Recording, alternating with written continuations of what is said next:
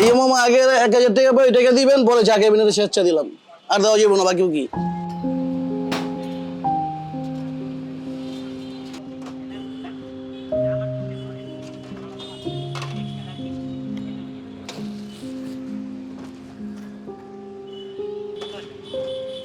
বাকির খাতা তো শেষ হয়ে যাইতেছে, আর কতদিন? টাকা না থাকলে সরকারি হাসপাতালে গিয়ে ওষুধ নিতে পারবে। আগামী মাসে বাড়ি ভাড়া দিতে না পারলে জিনিসপত্র নিয়ে সোজা বাসা থেকে বের হয়ে যাবে। স্যার এই মাসের বেতনটা। স্যার চাকরি ইন্টারভিউর জন্য ছুটি নিয়েছিলেন না, এই জন্য আম্মু এই মাসে টাকাটা কম দিচ্ছে।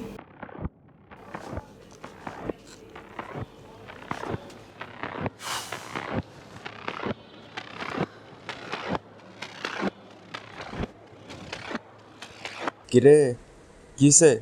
কি হয়েছে মানে? কিছু আর কি বাকি আছে? 10 জায়গায় আমার থেকে টাকা পায়, সব জায়গায় বাকি রেখা দিছি। তারপর টিউশন করতে গেছি, টিউশনের বেতনও ভালো মতো দিতেছে না, চাকরি হইতেছে না। ভাবতেছি ব্যাংকে কিছু টাকা আছে, ওই টাকাগুলো সব শেয়ার বাজারে ঢালমু। শুনছি শেয়ার বাজারে টাকা ঢাললেই নাকি 25 দিনের মধ্যে টাকা ডাবল হয়ে যায়।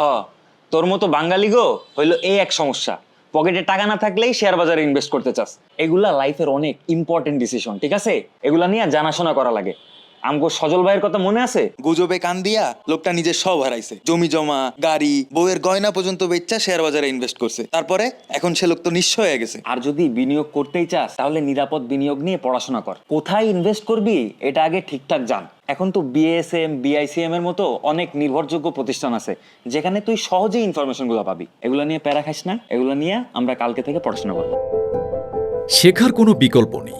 ধৈর্য সহকারে গবেষণা ভিত্তিক সিদ্ধান্ত নিন, বিশেষজ্ঞের পরামর্শ নিন। গুজবে কান দিয়ে নয়, জেনে বুঝে বিনিয়োগ করুন।